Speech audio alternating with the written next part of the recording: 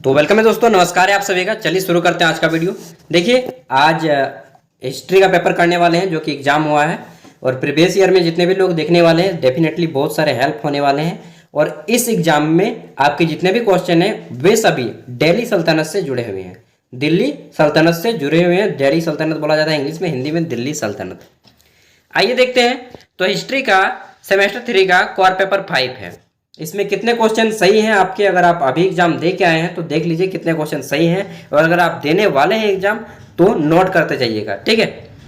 समय 3 घंटे दिए जाते हैं। फुल मार्क्स 80 है। 10 ऑब्जेक्टिव क्वेश्चन है और 5-5 मार्क्स के 2 क्वेश्चन है। बाद बाकी सभी क्वेश्चन 15 मार्क्स के हैं, सॉरी 8 ऑब्जेक्टिव हैं। तो पहला क्वेश्चन है यहाँ पे कि गुलाम वंश ने दिल्ली सल्तनत की सत्ता पर कब से कब तक शासन चलाया, यानी कि दिल्ली सल्तनत का समय काल क्या है। इंग्लिश में how long did the slave dynasty control the power of Delhi Sultanat. तो देखिए इसका राइट आंसर हो जाएगा 1206 से लेकर के 1290 तक दिल्ली सल्तनत में शासन किया, ठीक है। मैच करते जाइएगा कितने आपने सही किए हैं, और अगर आप एग्जाम देने वाले हैं तो नोट करते जाइएगा, ठीक है, क्योंकि सभी क्वेश्चन वेरी वेरी इंपॉर्टेंट है। बी नंबर क्वेश्चन देखते हैं। इसमें पूछा गया है कि कुतुबुद्दीन ऐबक को दास्ता-ए मुक्ति कब मिली। दास्ता-ए मुक्ति मतलब कि उसको गुलाम से आज़ादी कब मिली, एक तरह से यही समझ लीजिए, ठीक है। जेल से आज़ादी कब मिली।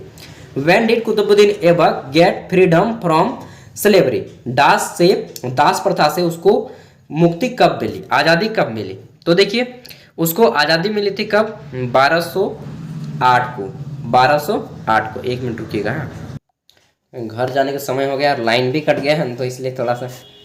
चलिए देखते हैं अगला क्वेश्चन। तो पूछा गया है बी नंबर में कि कुतुबुद्दीन ऐबक को दास्ता से मुक्ति कब मिली, 1208 को, ठीक है। अगला क्वेश्चन देखते हैं सी नंबर। इसमें पूछा गया है कि कुतुबुद्दीन ऐबक ने दिल्ली सल्तनत की राजधानी किसे बनाया, ठीक है। Qutubuddin Aibak made which city the capital of the Delhi Sultanat. तो कुतुबुद्दीन ऐबक ने दिल्ली सल्तनत की राजधानी किसे बनाया था, लाहौर को, ठीक है। लाहौर जो कि वर्तमान में पाकिस्तान में है, और बहुत बड़ा शहर है यार, मजेदार बता रहा हूँ। अगर आप कभी पाकिस्तान जाएंगे या फिर मैं भी जाऊँगा तो लाहौर तो जरूर घूमूंगा। लाहौर, इस्लामाबाद, 2 बार घूमना है, 2 शहर पाकिस्तान का। आगे देखते हैं डी नंबर। पूछा गया है कि अलाउद्दीन खिलजी का मूल नाम क्या है या क्या था। What was the original name of Alauddin Khilji. तो अलाउद्दीन खिलजी का मूल नाम था, वास्तव में उसका नाम था अली गुरसाद। खिलजी जो है उसको ये उपाधि के रूप में दिया गया था, अलाउद्दीन, ठीक है। अली गुरसाद उसका मूल नाम था, अली गुरसाद। आगे देखते हैं इन नंबर। इसमें पूछा गया है कि किसने स्वयं को सिकंदर ए सानी कहा। Who called himself of Sikandar e Sani, ठीक है। तो सिकंदर ई सानी किसने बोला था, अलाउद्दीन खिलजी ने। अलाउद्दीन खिलजी ने स्वयं को सिकंदर ए सानी कहा था, ठीक है। यानी कि सिकंदर की तरह ही बोल रहा था कि मैं भी महान हूँ, सिकंदर, ग्रेट सिकंदर। सिकंदर ऐसे ही नहीं महान है, बहुत उसने भी त्याग किया है। भले उसने चाणक्य ने, मतलब जो भी है उसका डेट तो आज भी एक राज की तरह है। मैं भी उसके डेथ के बारे में हिस्ट्री पढ़ा लेकिन नहीं जान पाया। जानिएगा अगर आप में से कोई तो बताइएगा कमेंट में। ऐसे मर गया था, बोलते हैं कि उसको एक देश में जन्मा, दूसरे देश में मरा और तीसरे देश में दफनाया गया सिकंदर को। एफ नंबर है कि गैर मुसलमानों से लिया जाने वाला कर कौन सा था। What was the tax collected from non Muslim.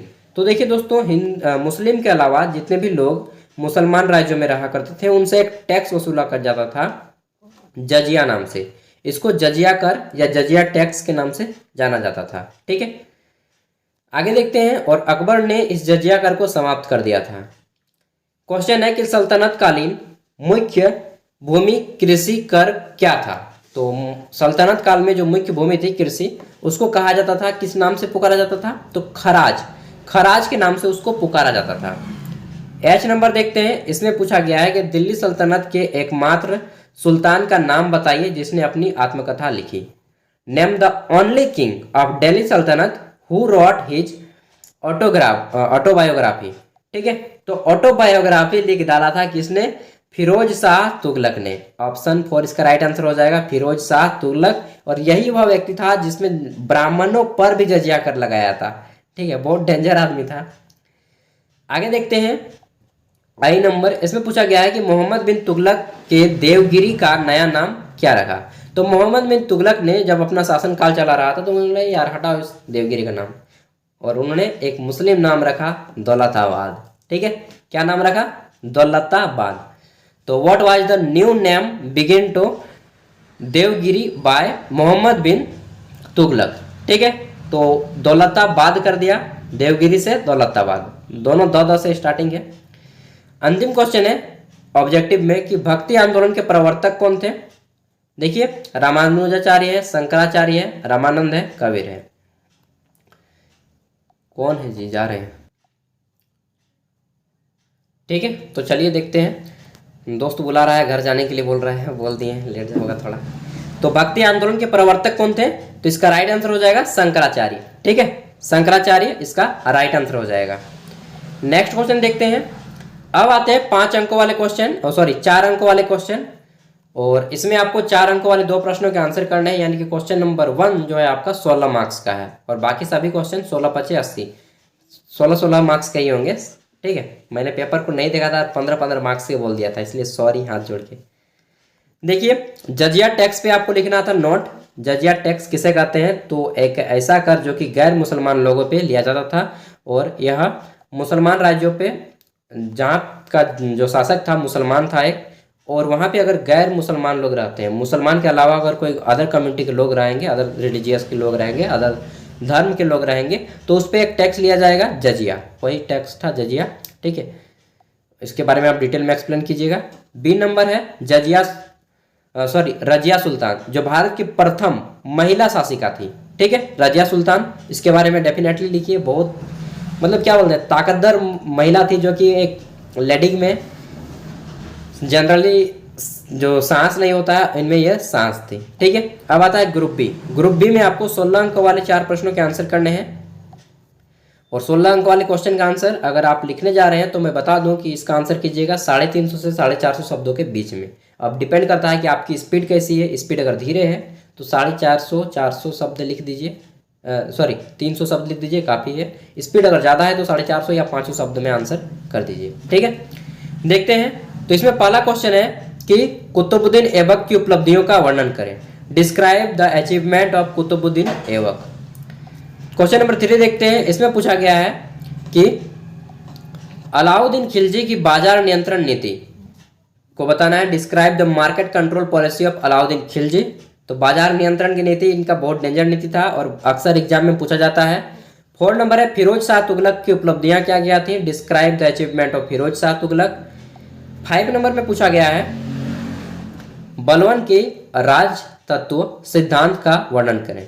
ठीक है, describe the theory of kingship बलवन। 6 नंबर में पूछा गया है भक्ति आंदोलन पर निबंध लिखें। राइट एन एसे ऑन भक्ति मूवमेंट। 7 नंबर देखते हैं। तो इसमें पूछा गया है कि मोहम्मद बिन तुगलक के चरित्र एवं नीतियों की विवेचना करें। इंग्लिश में है कि discuss the character and policy of Mohammad bin Tughlaq. अगला क्वेश्चन देख लेते हैं 8 नंबर। तो इसमें पूछा गया है कि दिल्ली सल्तनत के पतन के क्या कारण थे। What were the causes of decline of Delhi Sultanat. तो दिल्ली सल्तनत क्यों समाप्त हो गया, क्या रीजन थे, योग्य शासकों की कमी थी या क्या था, वो चीज़ आपको बताना है। 9 नंबर देखिए, इस पेपर का अंतिम क्वेश्चन है। इसमें आपको किन्हीं 2 पर छोटा छोटा नोट लिखना है। 8 मार्क्स के 2 हैं। पहला है मंगोल आक्रमण। ठीक है, मंगोल आक्रमण कब हुआ, कैसे हुआ, भारत पे किन्होंने आक्रमण किया था और क्या क्या लूट के ले गए। बी नंबर है सूफीवाद क्या है। ठीक है, और इसमें आपको सूफी संतों के नाम लिखने हैं, 2-4 संत के नाम लिख दीजिए। सी नंबर है सल्तनत कालीन स्थापत्य कला यानी कि आर्किटेक्चर के बारे में, कौन कौन सी मूर्तियां बनी, कहाँ पे कौन सा आर्किटेक्चर बना, कौन सा महल बना, इसके बारे में।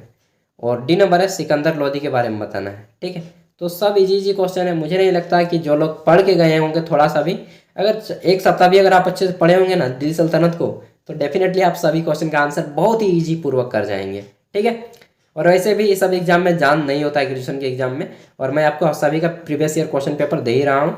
इसके बाद आपका कोर पेपर 6 होगा, उसका भी वीडियो मैं डाल दिया हूँ। कोर पेपर 6 का, कोर पेपर 7 का भी वीडियो डाल दिया हूँ। ठीक है, इसके साथ ही आपका सेक का पेपर होता है और जेंट्रिक इलेक्टिव का पेपर होता है। अगर आपने उसको नहीं देखा है तो देख लीजिएगा, सब कुछ डाल दिया हूँ। और इसका PDF का लिंक अभी मैं डाल दूंगा वीडियो के डिस्क्रिप्शन में, डाउनलोड कर लीजिएगा अगर आप एग्ज़ाम देने वाले हैं तो।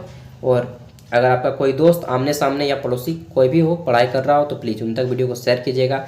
और इसके अलावा अगर आप झारखंड से रिलेटेड करते हैं तो हमारे दूसरे चैनल सागर साहू को सब्सक्राइब कर लीजिएगा, क्योंकि वहाँ पे मैं आपको झारखंड से हर एक न्यूज़ देता हूँ जो आपके काम की होती है, एजुकेशन से रिलेटेड होती है, वैकेंसी जॉब से रिलेटेड होती है, ठीक है, शिक्षा से जुड़ी हुई होती है। तो नमस्कार, मिलते हैं अगले वीडियो में, तब तक के लिए बाय। और मुझे भी घर जाने का समय हो गया है यार, 7 बजने वाला है और मैं अभी पे ऑफिस में ही हूँ। थैंक यू, बाय, मिलते हैं अगले वीडियो में, नमस्कार।